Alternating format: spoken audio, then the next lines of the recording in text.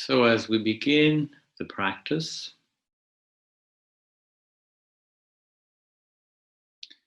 we start by attending to the needs of the body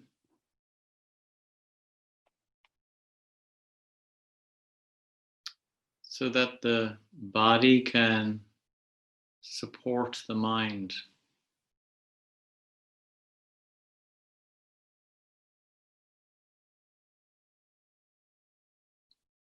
So that the body becomes a cradle for the mind to rest within.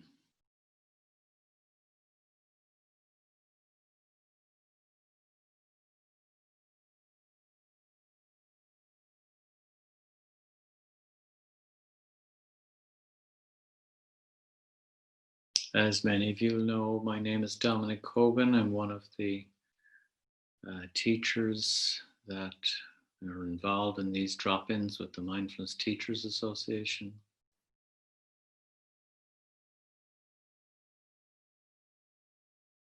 And as we like to remind people, there is nothing about the practice that is obligatory. Everything is by way of invitation.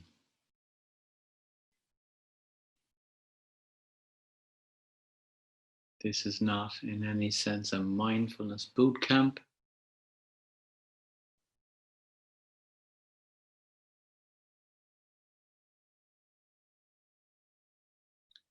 Practice aims to be gentle and extending kindness towards ourselves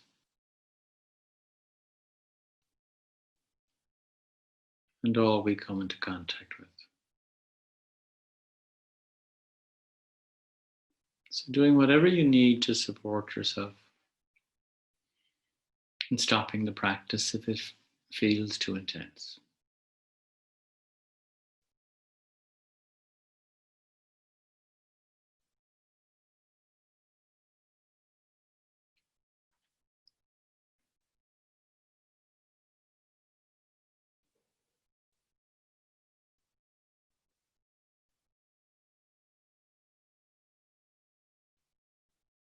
So having some clarity of intention as we begin the practice.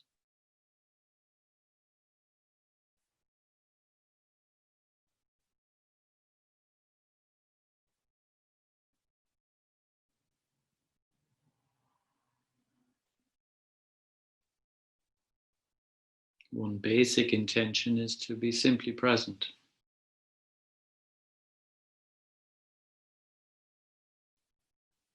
To be awake.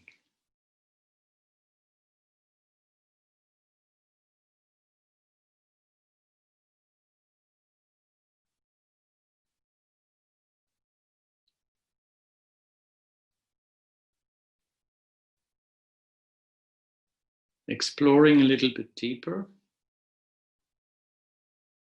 asking yourself what motivates me to wish to be present in this way.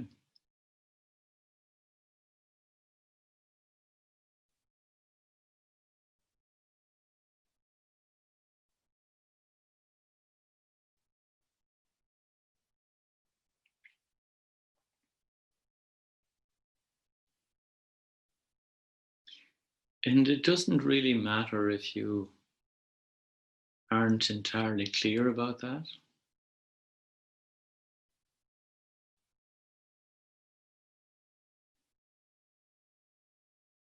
Holding that curiosity is allowing all of us to stay open to what unfolds in the moment.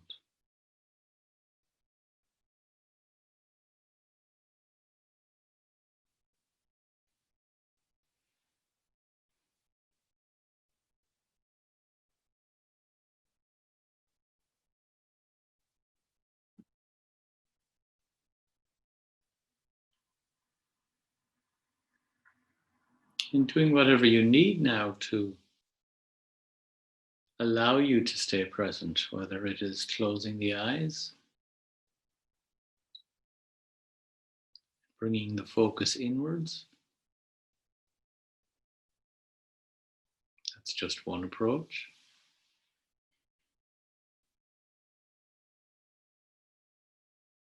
Or it could be really registering all those contact points between the body and whatever you're resting upon, or between parts of the body, such as the hands,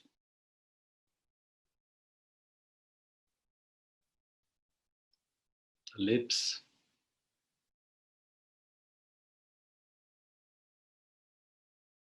the eyelids.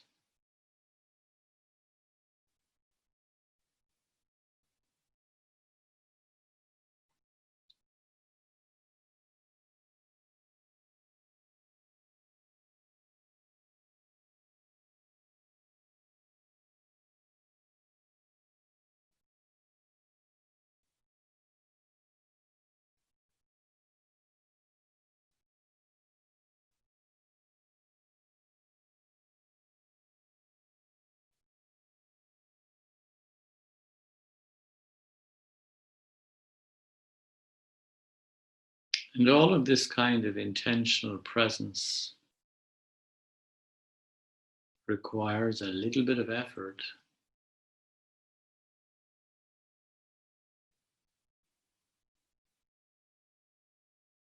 but not so much that there's a sense of grasping.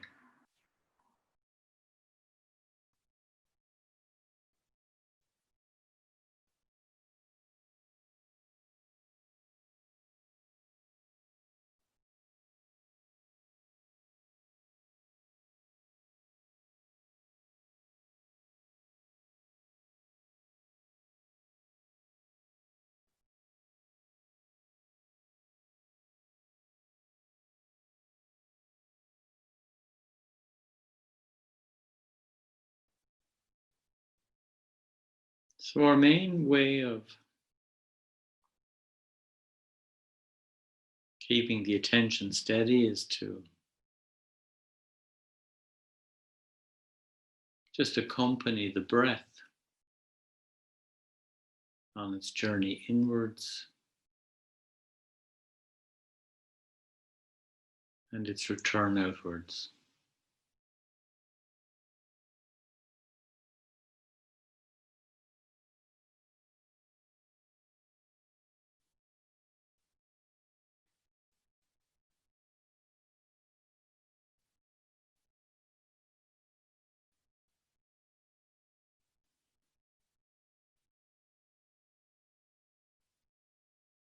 And of course, there are other options,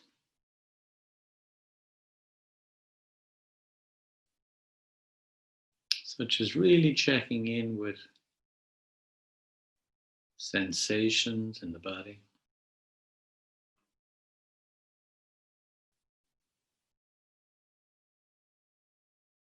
or the soundscape.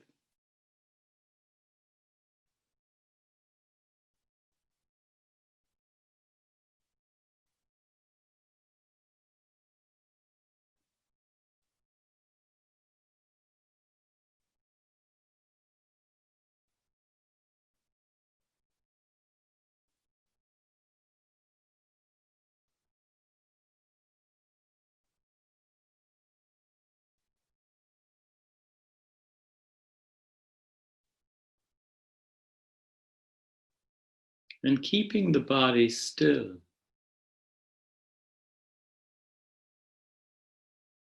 as best we can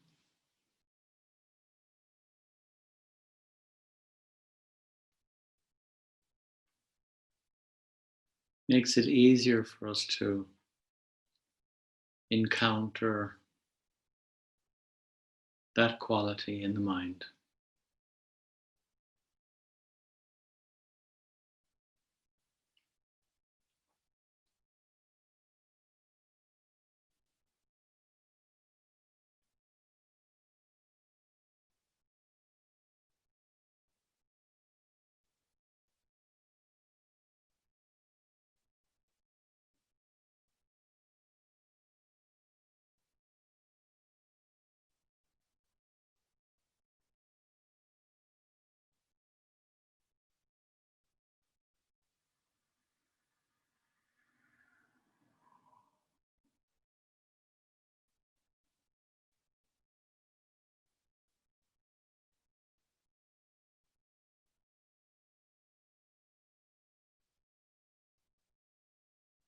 a wavering mind,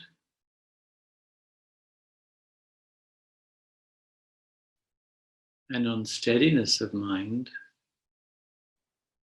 which all of us experience from time to time,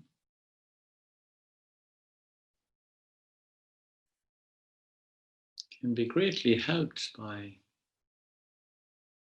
the deliberate practice of bodily stillness.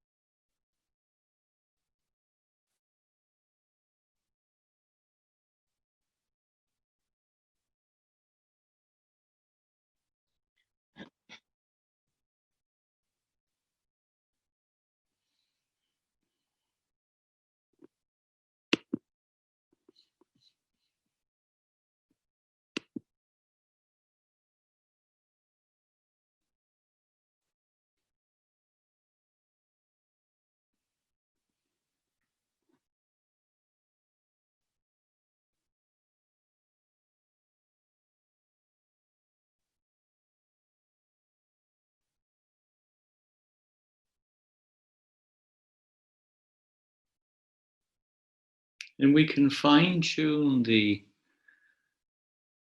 quality of attending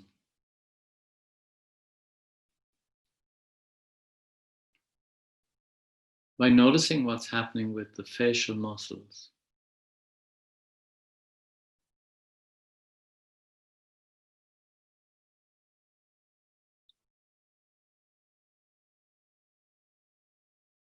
It may be that without realizing it, that there is tension in the forehead.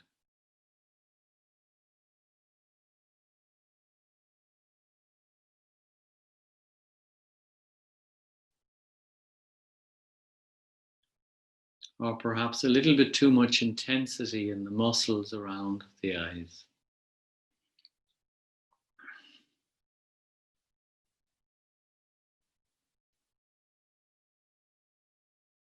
So just checking in.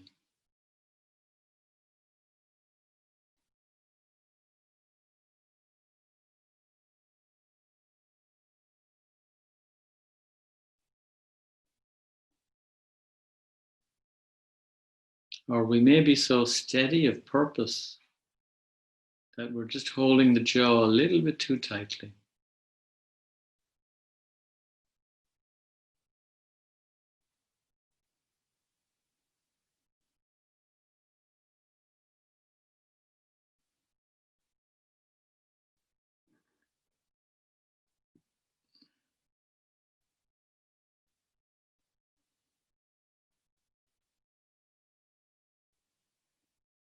And sometimes there can be an undercurrent of tension hidden away in the muscles around the lips.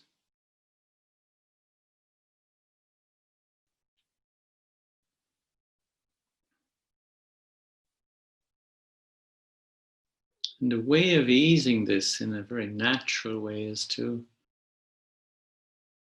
just open to the idea of having the trace of a smile, just to soften and loosen.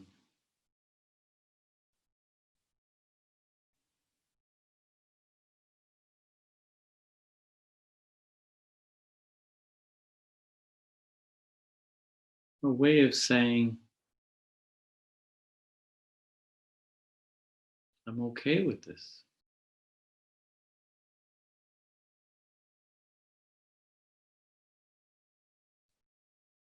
Let this just be.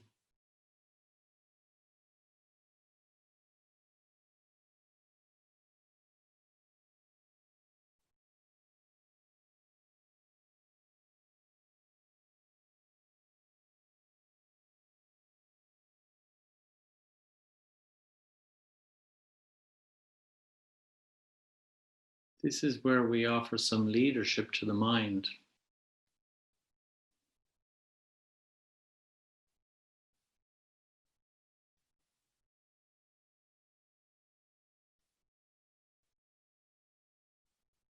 Through our intention and through bodily awareness, we can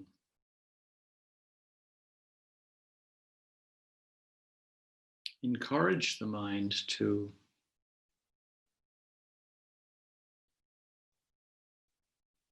be free of grasping or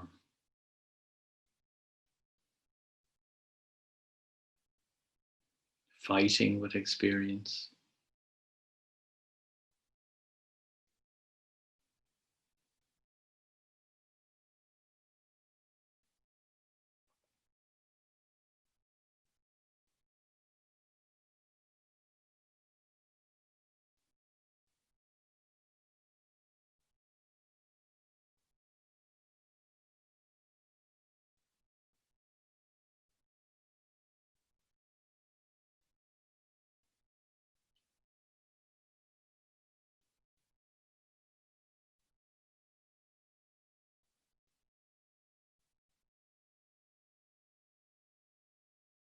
It may be that in general we have an intention to be kind to other people.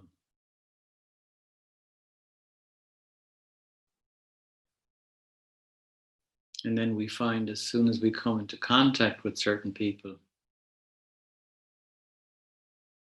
that what arises is irritation, anger, resentment.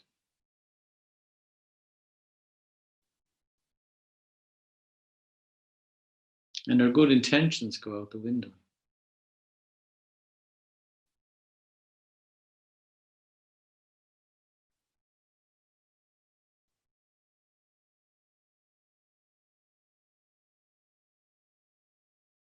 But if we have enough mindful awareness to see that,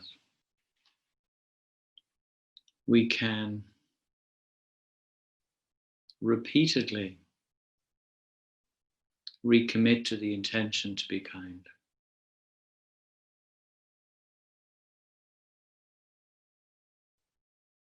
Knowing that we may falter, we may lose that.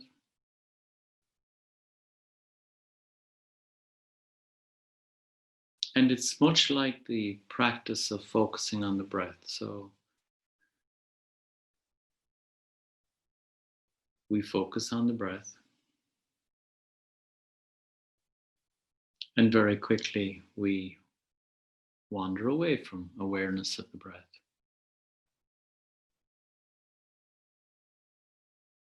And then we catch ourselves. And without judging ourselves, we just bring ourselves back to the breath again for as long as we can before it usually wanders again.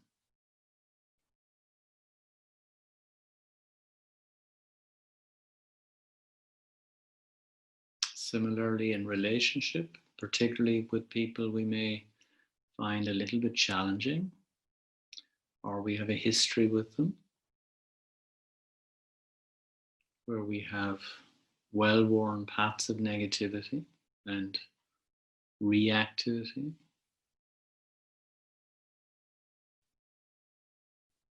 As soon as we notice that that reactivity has arisen, we can very humbly recommit to the intention to be kind.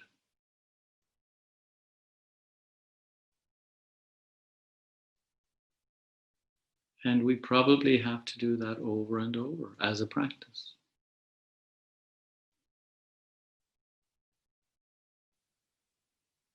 Until a time comes where we have reshaped the mind, reshaped the brain, in fact, making it easier for us to naturally express kindness with people who perhaps have been difficult in our estimation.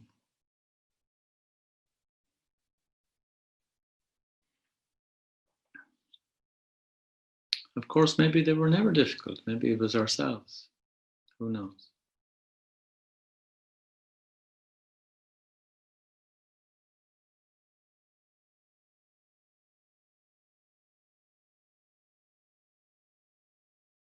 So, breath awareness training is a very good foundation for mind awareness training.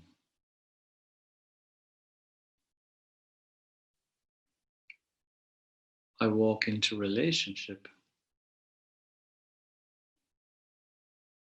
and if I can hold on to some mindfulness,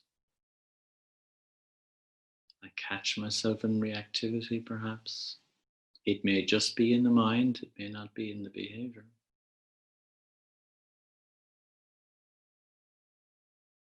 And I recall my intention, which perhaps I made at a moment of kindness or moment of stillness. I recall my intention to be kind in this situation with this person.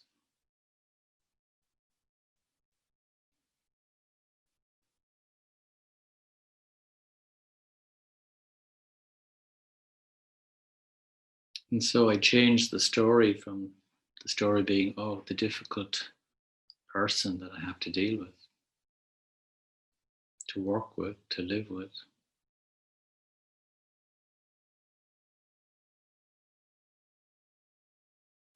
to a story of how I become more aware of my own reactivity.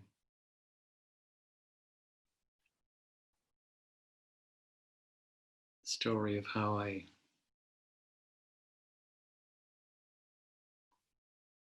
as a choice repeatedly open my heart.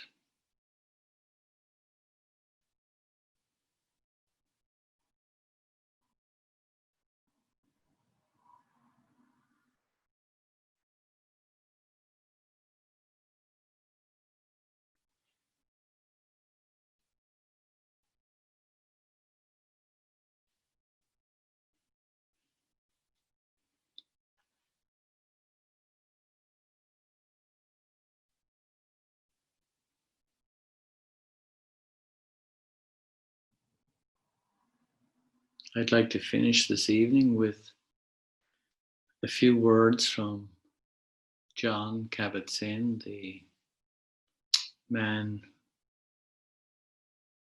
who came up with the idea of mindfulness-based stress reduction.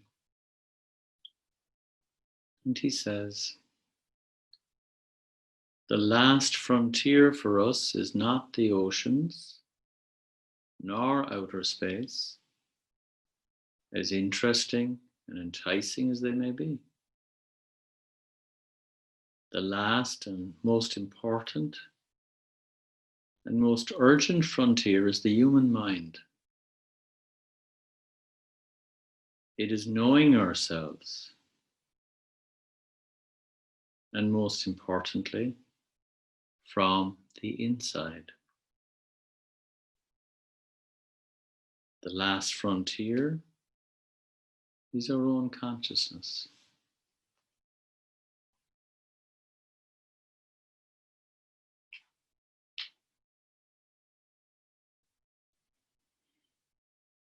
So I want to thank you for sharing the journey inwards.